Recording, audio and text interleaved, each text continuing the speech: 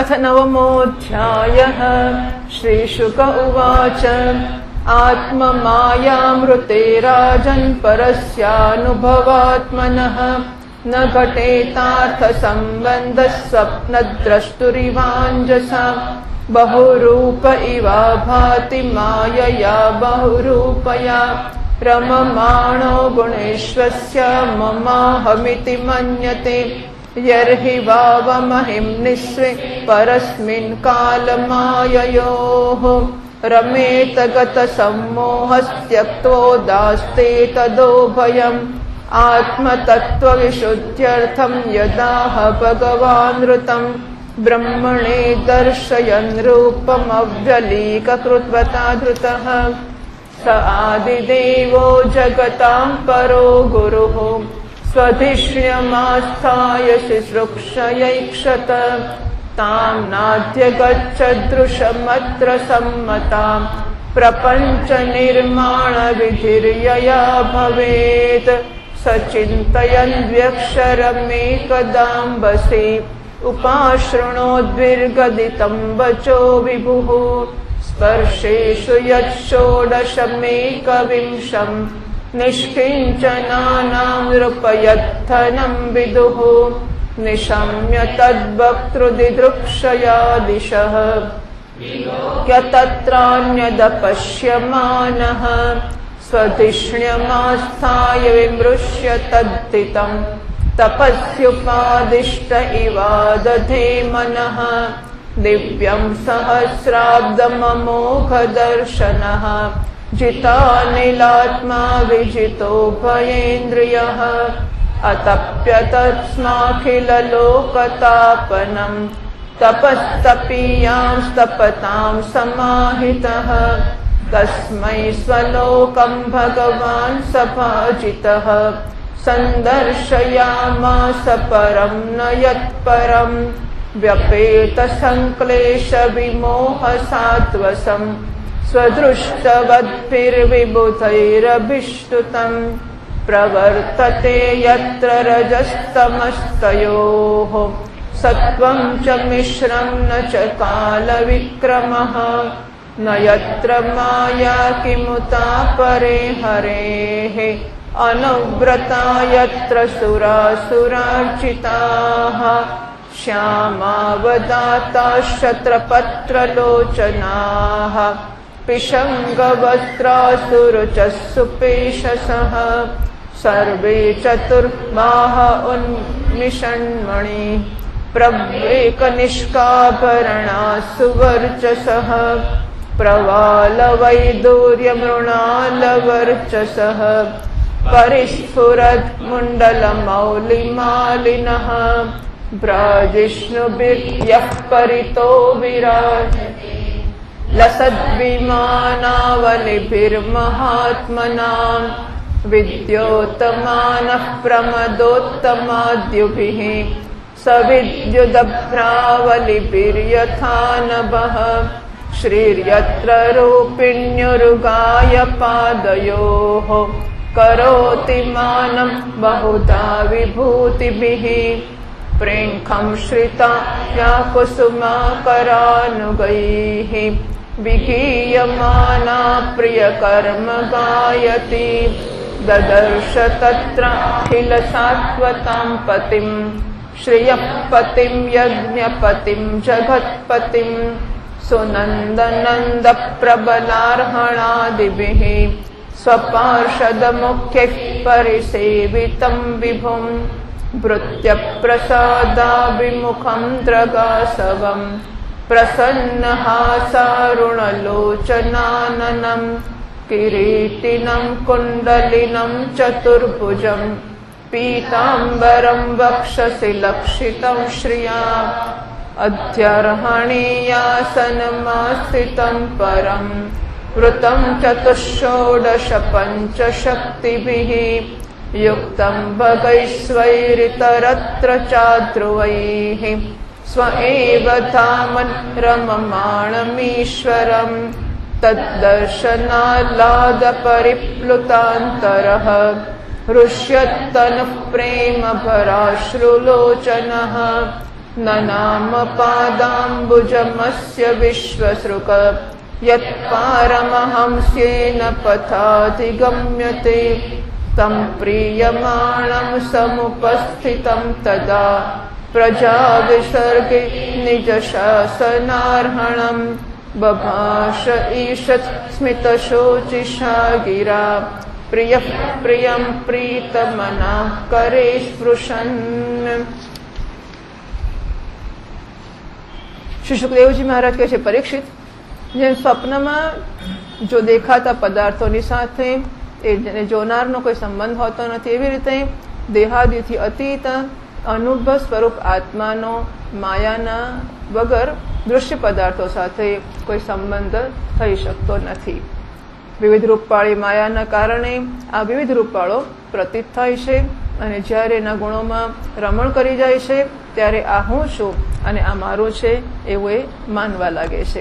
પરંતુ જ્યારે એ ગુણોને ક્ષુબ્ધ કરનાર કાળ અને મોહ ઉત્પન્ન કરનારી માયા એ બંનેથી પર પોતાના અનંત સ્વરૂપમાં મોહરહિત થઈને રમણ કરવા લાગે છે, એટલે કે આત્મારામ થઈ જાય છે, ત્યારે આ હું અને મારું એ ભાવ છોડીને પૂર્ણ ઉદાસીન ગુણાતીત થઈ જાય છે. બ્રહ્માજીની નિષ્કપટ તપસ્યાથી પ્રસન્ન થઈને ભગવાને એમને પોતાના રૂપનું દર્શન કરાવ્યું અને આત્મતત્વના જ્ઞાનને માટે એમને પરમ સત્ય પરમાર્થ વસ્તુનો ઉપદેશ કર્યો. એ વાત હું તમને સંભળાવું છું. ત્રણેય લોકોના પરમ ગુરુ આદિદેવ બ્રહ્માજી પોતાના જન્મસ્થાન કમળ ઉપર બેસીને સૃષ્ટિ કરવાની ઈચ્છાથી વિચાર કરવા લાગ્યા. પરંતુ જે જ્ઞાન દૃષ્ટિથી સૃષ્ટિનું નિર્માણ થઈ શકતું હતું અને જે સૃષ્ટિ વ્યાપારને માટે વાંછનીય છે એ દૃષ્ટિ એમને પ્રાપ્ત ના થઈ. એક દિવસ એ આ ચિંતા કરી રહ્યા હતા કે પ્રલયના સમુદ્રમાં એમણે વ્યંજનોના 16માં, વ્યંજન એટલે અથાણા થાય ને, વ્યંજન એટલે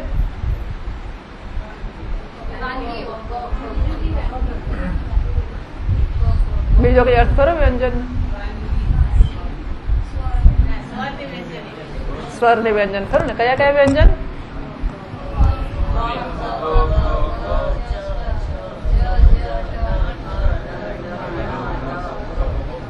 તો એને 16મો અક્ષર કયો? વ્યંજન નો 16મો અક્ષર કયો? અને 21મો? કખ ગંગ ચ ચ જ જય ટ ઠ ડ ઢ પછી ત, બરાબર ને? એટલે 16મો ત થયો, તથ દધન અને પછી પ એટલે 21મો થયો. એટલે 16મો અને 21મો. એમાં સંસ્કૃતમાં એવું છે. એટલે વ્યક્ષરમ એકદા અંબસી ઉપાશ્રણોત દ્વિર્ગદિતમ બચો વિભુ સ્પર્શેશુ. બરાબર, સ્પર્શ વ્યંજનો. સ્પર્શ એટલે આપણને ખબર જ ના પડે સ્પર્શ વ્યંજનની વાત કરે છે. સ્પર્શેશુ યત ષોડશમ અને એકવિંશમ. એટલે સ્પર્શ વ્યંજનોમાં જે 16મો છે અને 21મો વ્યંજન છે, એટલે કે ત અને પ. એક દિવસ બ્રહ્માજી ચિંતન કરતા હતા ત્યારે પ્રલયના સમુદ્રમાં એમને સ્પર્શ વ્યંજનોમાંનો 16મો અને 21મો અક્ષર ત અને પ એટલે તપ તપ તપ કરો એવું 2 વાર સંભળાયું. અથાણું કરો અથાણું કરો એવું થાય. વ્યંજન વાનગીઓ બનાવો. તપ તપ તપ કરો. પરીક્ષિત, મહાત્મા લોકો આ તપને જ ત્યાગીઓનું ધન માને છે. આ સાંભળીને બ્રહ્માજીએ વક્તાને જોવાની ઈચ્છા હતી કે કોણ આ તપની વાત કરે છે. એ જોવા માટે ચારે તરફ જોયું, પરંતુ ત્યાં બીજું કોઈ દેખાયું જ નહીં. એટલે પછી પાછા એ પોતાના કમળ પર બેસી ગયા અને મને તપ કરવાની પ્રત્યક્ષ આજ્ઞા મળી છે એવો નિશ્ચય કરીને અને એમાં જ પોતાનું હિત સમજીને એમણે પોતાના મનને તપસ્યામાં લગાડ્યું. બ્રહ્માજી તપસ્વીઓમાં સૌથી મોટા તપસ્વી છે. એમનું જ્ઞાન અમોઘ છે.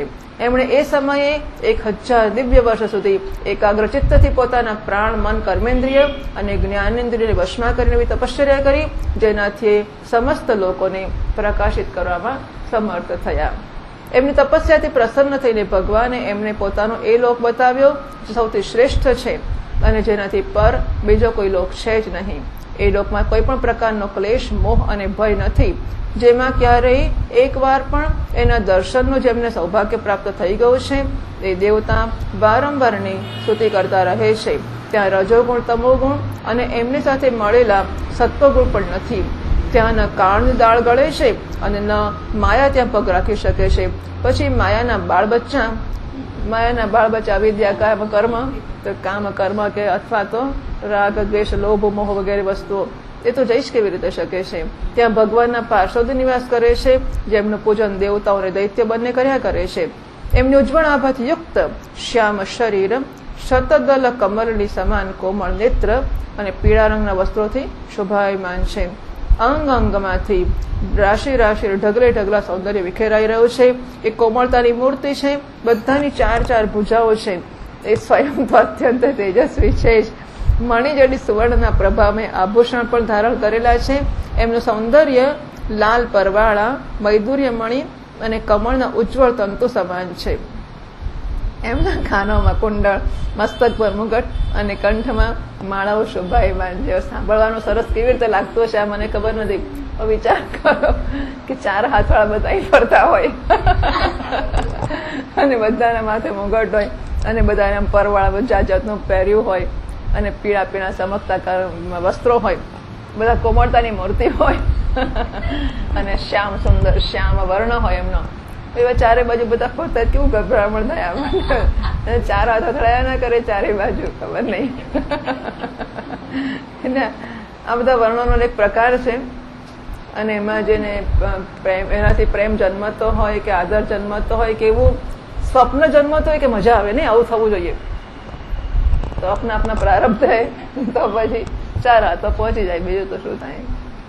જે પ્રકારે આકાશ વીજળી સહિત વાદળોથી શોભાયમાન થાય છે તેવી જ રીતે એ લોક મનોહર, ઓહો પાછું બાકી રહી ગયું તો કામિનીઓની કાંતિથી યુક્ત મહાત્માઓના, એટલે કામિનીઓ નહીં પણ કામિનીઓની ખાલી કાંતિ એવું જશે ને. કામિનીઓની કાંતિથી યુક્ત મહાત્માઓના દિવ્ય તેજોમય વિમાનોથી સ્થાન પર સુશોભિત રહે છે. એ વૈકુંઠ લોકમાં લક્ષ્મીજી સુંદર રૂપ ધારણ કરીને પોતાની વિવિધ વિભૂતિઓ દ્વારા ભગવાનના ચરણ કમળોની અનેકો પ્રકારથી સેવાઓ કરતી રહે છે. ક્યારેક જ્યારે ઝૂલા પર બેસીને પોતાના પ્રિયતમ ભગવાનની લીલાઓનું ગાન કરવા લાગે છે ત્યારે એમનું સૌંદર્ય અને સુરભિથી ઉન્મત્ત થઈને ભમરાઓ સ્વયં એ લક્ષ્મીજીના ગુણગાન કરવા લાગે છે. હિંચકે બેસવું ને ગાવું એટલે શું, એ હિંચકાવાળાને જ ખબર પડે ને. બાકી અત્યારના લોકોને ક્યાં હિંચકાની સમજ પડે કે હિંચકો એ દેશી વસ્તુ છે. બ્રહ્માજીએ જોયું કે દિવ્ય લોકમાં સમસ્ત ભક્તોના રક્ષક લક્ષ્મીપતિ, યજ્ઞપતિ અને વિશ્વપતિ ભગવાન વિરાજમાન છે. સુનંદ, નંદ, પ્રબળ અને અરહણ વગેરે મુખ્ય પાર્ષદ ગણો એ પ્રભુની સેવા કર્યા કરે છે. એમનું મુખકમળ પ્રસાદ મધુર મુસ્કાનથી યુક્ત છે. આંખોમાં લાલ લાલ રેખાઓ છે. બહુ મોહક અને વધુ ચિતવન છે. એવું જણાય છે કે હમણાં જ પોતાના પ્રેમી ભક્તને પોતાનું સર્વસ્વ આપી દેશે. એવા સુંદર ભગવાન દેખાય છે. એટલી બધી કરુણા અને એટલો બધો પ્રેમ વરસી રહ્યો છે કે એમ લાગે છે કે બસ હમણાં તત્પર જ છે, જે સામો આવશે એને બધું આપી દેશે. મસ્તક પર મુકટ, કાનોમાં કુંડળ અને ખભાઓ પર પીતાંબર ઝગમગે. ખભા પર પીતાંબર,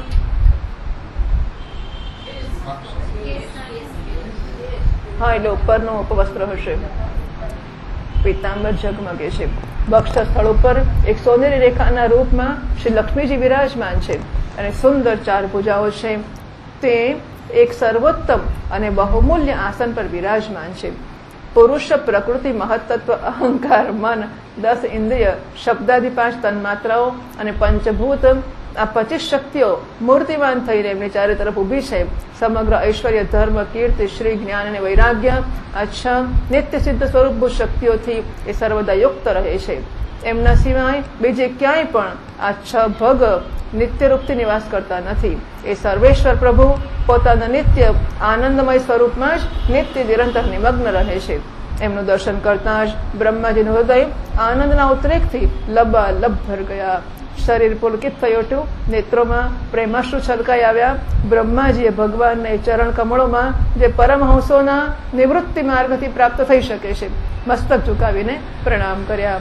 બ્રહ્માજીના પ્યારા ભગવાન પોતાના પ્રિય બ્રહ્માને પ્રેમ અને દર્શનના આનંદમાં નિમગ્ન શરણાગત તથા પ્રજા સૃષ્ટિને માટે આદેશ દેવાને યોગ્ય જોઈને બહુ પ્રસન્ન થયા. હવે આદેશ આપવાનો પણ મુશ્કેલ હોય એટલે એવી પેલો લાયકાતને ચહેરો બતાવે ત્યારે ને બોલે બૂમ પાડતી પેલો એટલે આદેશ અપાય કેવી રીતે? એટલે અત્યંત પ્રસન્નતા સાથે શરણાગતિ સાથે ભક્તિપૂર્વક સામે આવીને ઉભો છે અને આદેશની પ્રતીક્ષા કરે છે તો ભગવાનને મન થાય કે ચાલો આદેશ આપીએ.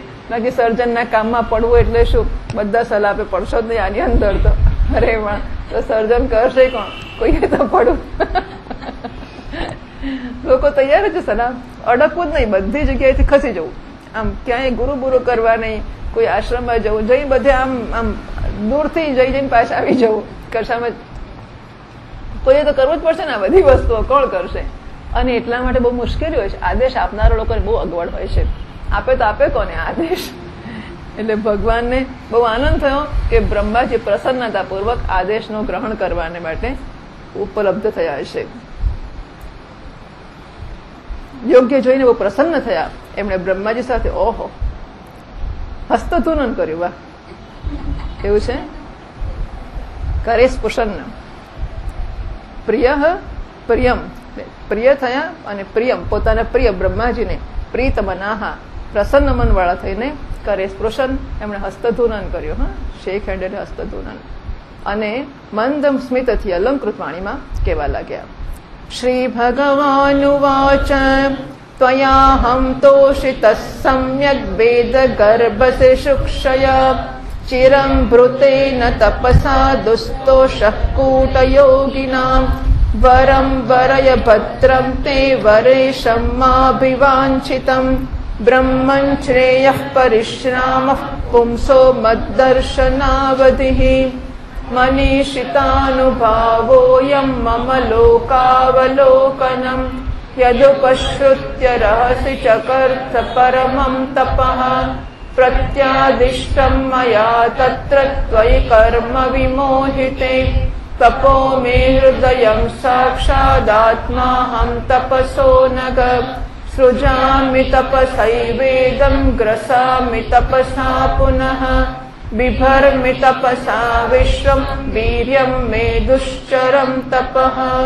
ब्रह्मोवाच भगवन् सर्वभूतानामध्यक्षोऽवस्थितो गुहां वेदः ह्यप्रतिरुद्धेन प्रज्ञानेन चिकीर्षितं तथापि नाथमानस्य नाथ नाथयनाथिकम् परावरे यथा रूपे जानीयां ते त्वरूपिणः यथात्ममाया योगेन नानाशक्त्युपब्रह्म विलुम्पन् विसृजन् गृह्णन् बिभ्रदात्मानमात्मना क्रीडस्य मोघसङ्कल्प ऊर्णनाभिर्यथोर्णुते तथा तद्विषयां देहि मनीषां मयि माधव भगवच्छिक्षितमहं करवाणि ह्यतन्द्रितः नेहमानः प्रजासर्गं बध्येयं यदनुग्रहात् यावत् सखा सख्युरिवेशते कृतः प्रजाविसर्गे विभजामि भोजनम् अविक्लवस्ते परिकर्मणि स्थितः मामे समुन्नद्धमदो जमानिनः. શ્રી ભગવાન કહે છે, બ્રહ્માજી તમારા હૃદયમાં તો સમસ્ત વેદોનું જ્ઞાન વિદ્યમાન છે. તમે સૃષ્ટિ રચનાની ઈચ્છાથી ચિરકાળ સુધી તપસ્યા કરીને મને સારી પેટે સંતુષ્ટ કર્યો છે. મનમાં કપટ રાખીને યોગ સાધન કરનારા મને ક્યારેય પ્રસન્ન કરી શકતા નથી.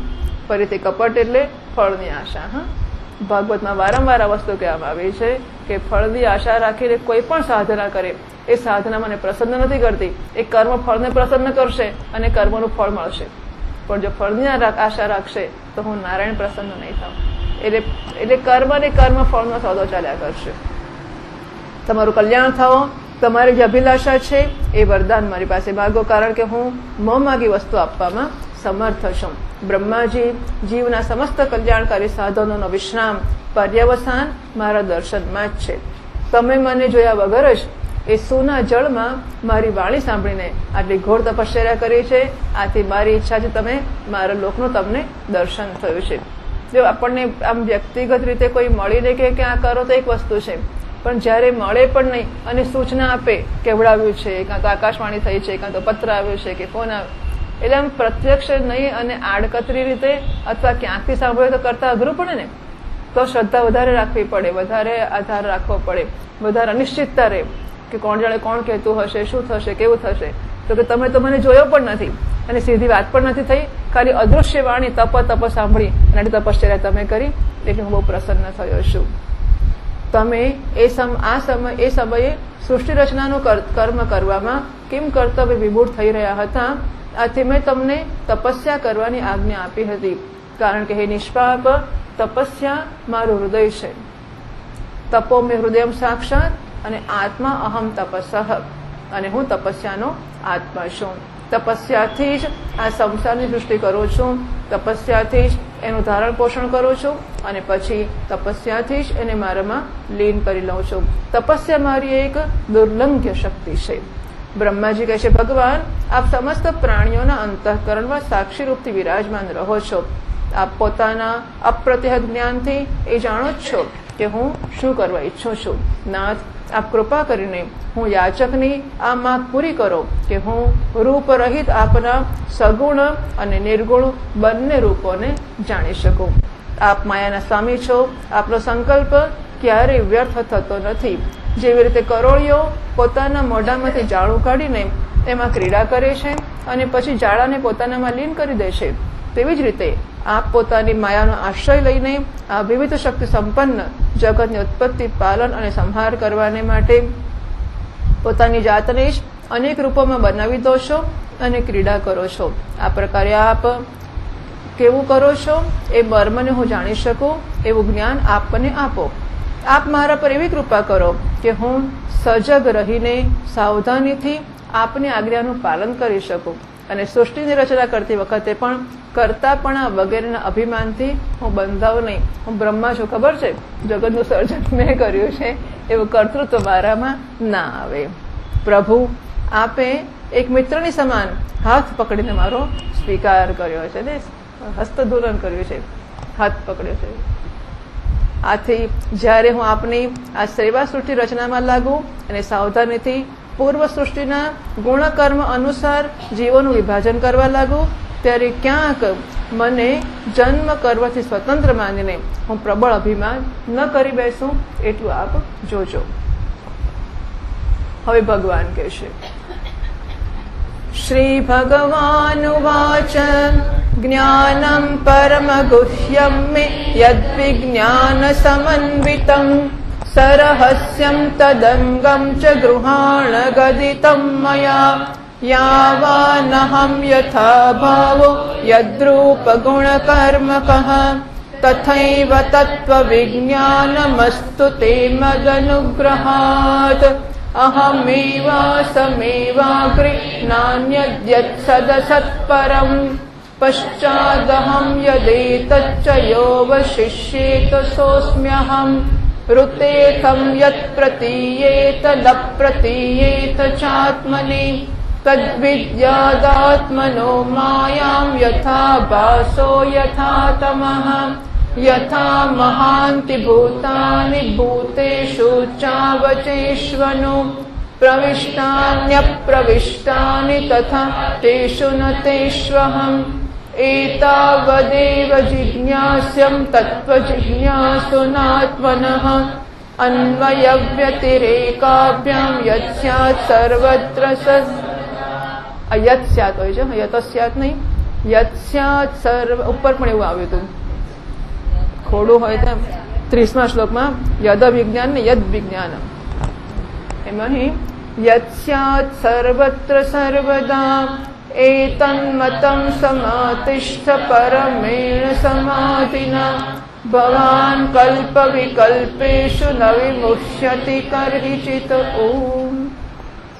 શ્રી ભગવાન કહે છે, અનુભવ, પ્રેમાભક્તિ અને સાધનોથી યુક્ત અત્યંત ગોપનીય મારા સ્વરૂપનું જ્ઞાન હું તમને કહું છું, તમે એને ગ્રહણ કરો. મારો જેટલો વિસ્તાર છે, મારું જે લક્ષણ છે, મારા જેટલા અને જેવા રૂપ, ગુણ અને લીલાઓ છે, મારી કૃપાથી તમે એનું તત્વ ઠીક ઠીક એવું જ અનુભવો. હવેના 4 શ્લોકો છે 32, 33, 34 અને 35 એ ચતુશ્લોકી ભાગવત કહેવાય છે. આ ચતુશ્લોકી ભાગવતનો ઉપદેશ કરવામાં આવ્યો અને એમાંથી આખા ભાગવતની રચના કરવામાં આવી એવું કહેવામાં આવે છે. સો અહમેવા સમેવાગ્રે નાન્યત યત સદસત પરમ. અગ્રે એટલે સૃષ્ટિ પૂર્વમ સ્થિત. સો અગ્રે સદસત પરમ અહમ એવ આસમ ન અન્યત પશ્ચાદહમ યદેદચ્ચ યહ અવશિષ્યેત સહ અસ્મિ અહમ. સદસદ એટલે સ્થૂળ અને સૂક્ષ્મ અને પરમ એટલે તયોઃ કારણમ પ્રધાનમ. પશ્ચાદ એટલે સૃષ્ટિ અનંતરમ. યદેતત એટલે વિશ્વમ વિશ્વમ સો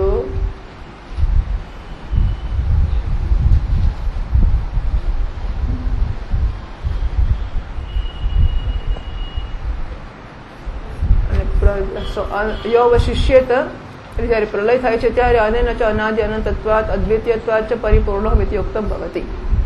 તો સૃષ્ટિના પહેલા કેવળ હું જ હું હતો, મારા સિવાય ન સ્થૂળ હતું ન સૂક્ષ્મ હતું, ન તો બંનેનું કારણ અજ્ઞાન હતું.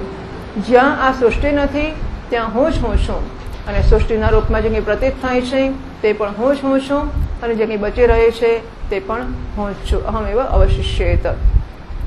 ઋતે અર્થમ યત પ્રતીયેત ન પ્રતીયેત ચાત્મને. વાસ્તવમાં ન હોવા છતાં પણ યત પ્રતીયેત જે કંઈ અનિર્વચનીય વસ્તુ મારી અતિરિક્ત હું પરમાત્મામાં 2 ચંદ્રમાની જેમ મિથ્યા પ્રતીત થાય છે અથવા વિદ્યમાન હોવા છતાં પણ આકાશમંડળના નક્ષત્રમાં રાહુની જેમ જે મારી પ્રતીતિ થતી નથી. એટલે હોવા છતાં જે દેખાતું નથી અને ન હોવા છતાં જે દેખાય છે આ બંને છે એ મારી માયા છે. એને મારી માયા સમજવી જોઈએ. તદ વિદ્યાત આત્મન એટલે મમ માયામ, એને મારી માયા સમજવી જોઈએ. સત અપી ચ ન પ્રતીયેત હોવા છતાં દેખાતું નથી, નથી હોવા છતાં દેખાય છે. યથા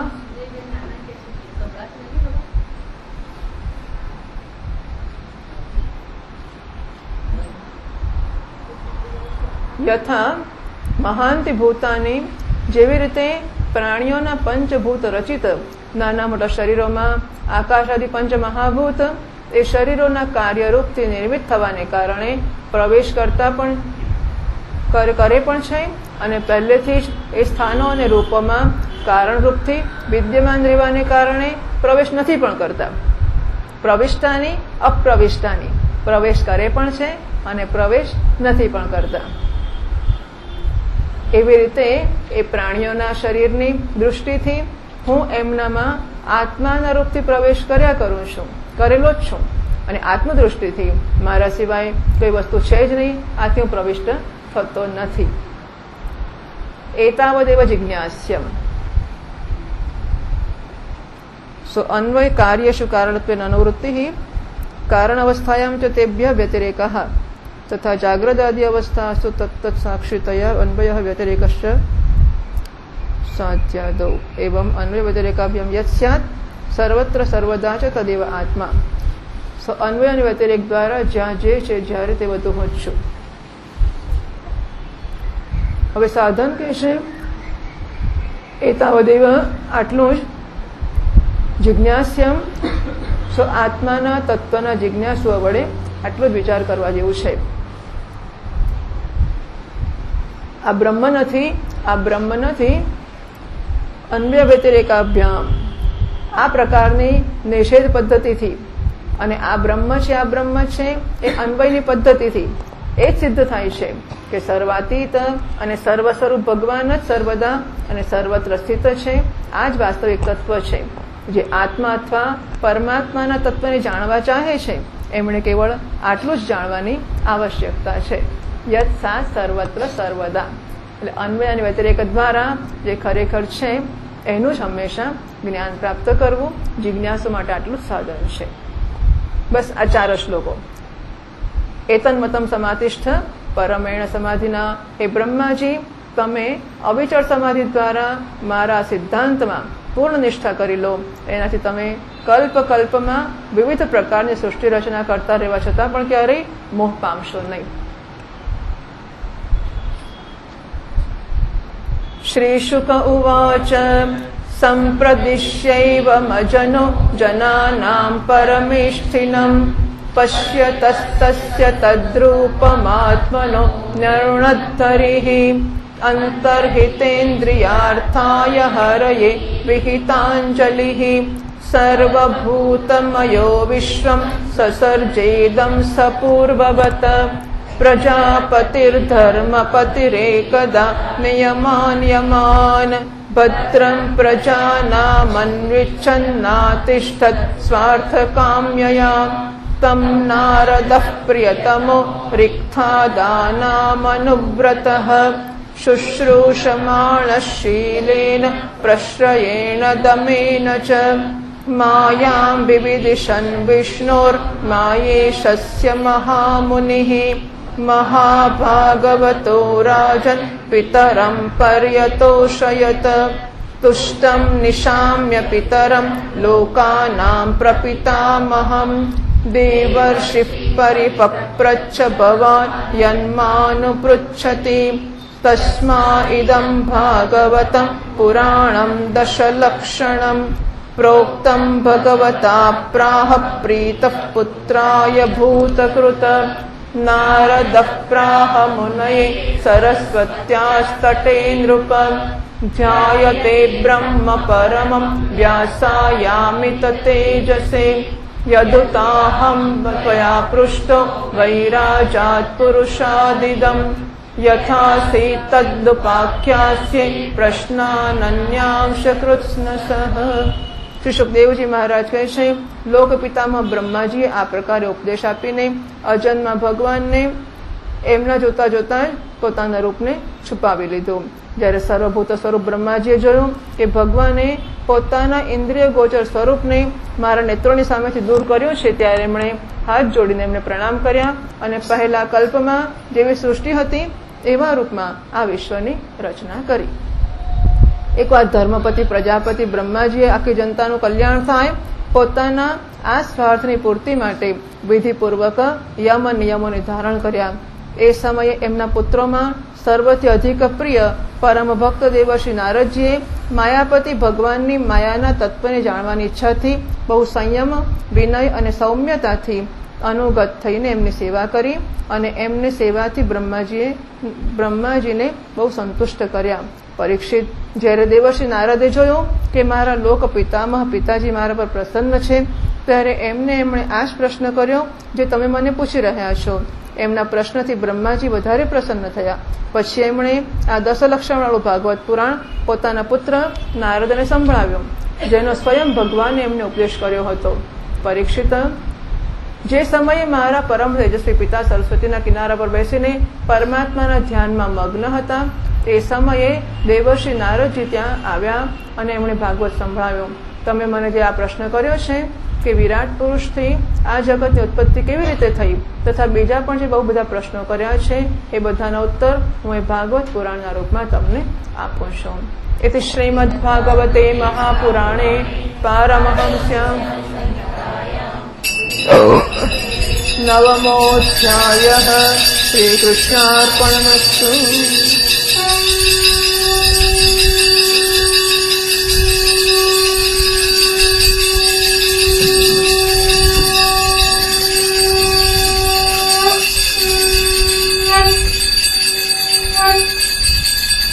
श्री कृष्णचंद्र भगवान की जय। श्री सुखदेव जी भगवान की जय। श्री गोवर्धन नाथ की